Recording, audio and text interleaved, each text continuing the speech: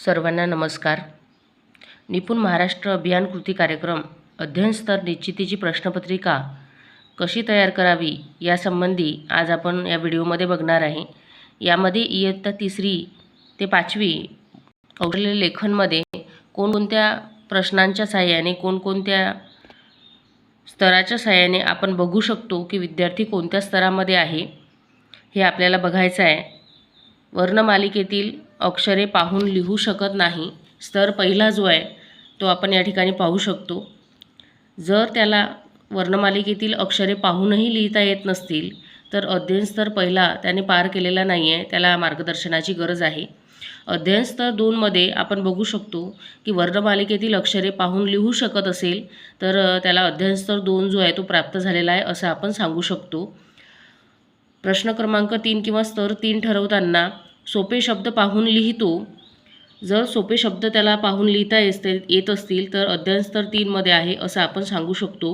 वर्णमालिकेतील अक्षरे ऐकून लिहितो, त्याला तोंडी अक्षरे सांगायची आहेत आणि त्यानुसार लिहायला लावायची आहेत, त्यानंतर तो अध्ययन स्तर प्राप्त झाला असं आपण ठरवू शकतो।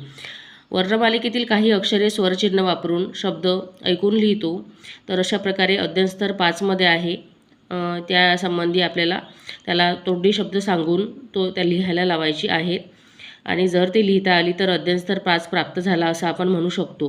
वर्णमालिकेतील सर्व अक्षरे स्वरचिन्हे वापरून ऐकून लिहितो, तर वर्णमालिकेतील सर्व अक्षरे आणि स्वरचिन्हांचा वापर करून त्या ठिकाणी विद्यार्थ्यांना लेखन क्षमता विकसित करायची आहे। वर्णमालिकेतील सर्व अक्षरे स्वरचिन्ह जोडाक्षरयुक्त शब्द ऐकून लिहितो, अध्ययन स्तर 7 प्राप्त झाला असेल तर त्या ठिकाणी आपल्याला जोडाक्षराचा वापर करून विद्यार्थ्यांना लेखन क्षमता विकास करायचा आहे। त्यानंतर अध्ययन स्तर 8 मध्ये 2 ते 3 शब्दांची सोप्या जोडाक्षरांची 1-2 सोपी वाक्य पाहून लिहितो, तर छोटे छोटे वाक्य जे आहेत ते जोडाक्षरयुक्त आपल्याला विद्यार्थ्यांना द्यायचे आहेत आणि त्यानुसार जे आहे ते बघायचं आहे अध्ययन स्तर प्राप्त झाला का। त्यानंतर अध्ययन स्तर 9 मध्ये आपण बघू शकतो की 4 ते 5 सोप्या जोडाक्षरांची शब्दांची 2-3 सोपी वाक्य आकलनासह पाहून लिहितो। जसं खारुताई झाडाच्या मागे लपून बसली असं त्यांना वाक्य सांगायचं आहे। हळूहळू वाक्य सांगून ते लिहू शकतात का ते बघायचं आहे आणि त्यानुसार या प्रश्नपत्रिकेच्या साहाय्याने तो 9व्या स्तरामध्ये पोहोचला आहे का हे शोधायचं आहे। त्यानंतर 10व्या स्तरामध्ये आपल्याला 2-3 शब्दांची 1-2 सोपी वाक्य लिहू शकतो का ते बघायचं आहे।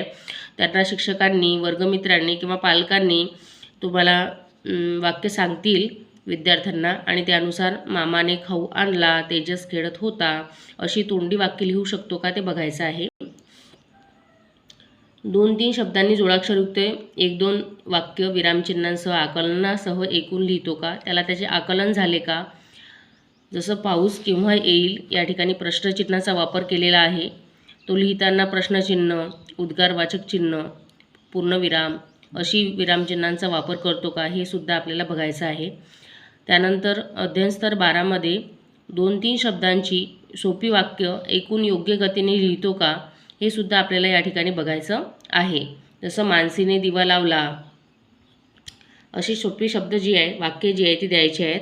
फक्त 3 किंवा 4 वाक्य द्यायची नाही आहे, ही फक्त प्रश्नपत्रिका आहे, त्यामुळे या ठिकाणी आपण लिमिटेड वाक्य जे आहे ते लिहिलेले आहेत, परंतु विद्यार्थ्यांना सराव देताना कमीत कमी 50, 60, 100 अशा वाक्यांचा रोज सराव द्यावा। त्यांना वर्गमित्रांकडून, पालकांकडून, शिक्षकांकडून अशी वाक्य सांगण्यात यावी जेणेकरून त्यांना अध्ययन स्तर 12 जे आहे ते प्राप्त होईल। तर अध्ययन स्तर 13 मध्ये 2-3 सोपी शब्द, सोपी जोडाक्षरं युक्त विरामचिन्हांसह आकलनासह 3 ते 4 वाक्य ऐकून लिहितो, तर या ठिकाणी तुम्हाला सांगू शकतो आपण तोंडी वाक्य त्यांना द्यायचे आहेत आणि प्रश्नपत्रिकेच्या हिशोबाने या ठिकाणी 4 वाक्य 5 वाक्य देऊन त्यांना ओळखायचं आहे की अध्ययन स्तर 13 जो आहे तो प्राप्त झाला आहे का, त्यामध्ये सोप्या जोडाक्षरांची समावेश करायचा आहे। यानंतर 14 नंबरचा जो स्तर आहे त्यासाठी 4 ते 5 1-2 सोपी वाक्य ऐकून योग्य गतीने लिहितो। कुणालने आज 3रा पाठ वाचला, मनीने घरातील उंदीर पटकन पकडला, तर योग्य गतीने वाचतो का किंवा अडकतो यानुसार आपल्याला अध्ययन स्तर प्राप्त झाला आहे का हे या प्रश्नपत्रिकेच्या माध्यमातून आपण सांगू शकतो।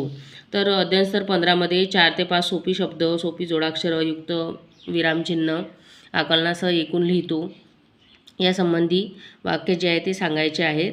त्यानंतर सोपी जोडाक्षरयुक्त 2 ते 3 वाक्य आकलन झाले असेल तर अध्ययन स्तर 16 आहे प्राप्त झाला असं आपण म्हणू शकतो. यानंतर अध्ययन स्तर 17, यामध्ये 6 ते 8 जोडाक्षरयुक्त, 4 ते 5 विरामचिन्हासह आकलनायुक्त ऐकून घेतो आणि ऐकून लिहितो, अशा प्रकारे आपल्याला बघायचं आहे. जर अशा प्रकारचे सगळे स्तर त्याने पार केले आणि योग्य आरोह अवरोहासह, जसं उदाहरणार्थ या ठिकाणी आई म्हणाली, अंधारात बाहेर जाऊ नका. संत कबीरने गंगेच्या तीरावर काय बघितले? तर त्या वाचनातून त्याला प्रश्नचिन्हाचा बोध झाला का? आकलनासह त्याला त्या वाक्याचा अर्थ समजतो आहे का? तर या संबंधीची सगळी जी आहे ती नोंद आपल्याला आपल्या प्रश्नपत्रिकेतून समजते आणि त्यानुसार आपण त्याचा स्तर जो आहे तो ठरवला आहे असं आपण सांगू शकतो. तर यासंबंधी विचारणा अधिकाऱ्यांच्या मार्फत आपल्याला होते की तुम्ही कोणत्या क्रायटेरियाने विद्यार्थ्यांची स्तर निश्चिती केली आहे, तुम्ही प्रश्नपत्रिका तयार केली आहे का, हा प्रश्न ते विचारतात. आणि आराखडा, प्रश्नपत्रिका, चावडी वाचन हे अशा प्रकारचे रेकॉर्ड जर पूर्ण असतील आणि विद्यार्थ्यांमध्ये वस्तुनिष्ठपणे योग्य प्रगतीचा मार्ग जो आहे तो चालू असेल, तर नक्कीच आपल्या शाळेचं ते कौतुक जे आहे तेही करतात आणि विद्यार्थ्यांचा शिकवण्याचा आनंदसुद्धा आपल्याला येतो. त्यामुळे रेकॉर्डला नक्कीच प्रश्नपत्रिका ठेवायला हवी. तर व्हिडिओ आवडला असेल तर धन्यवाद.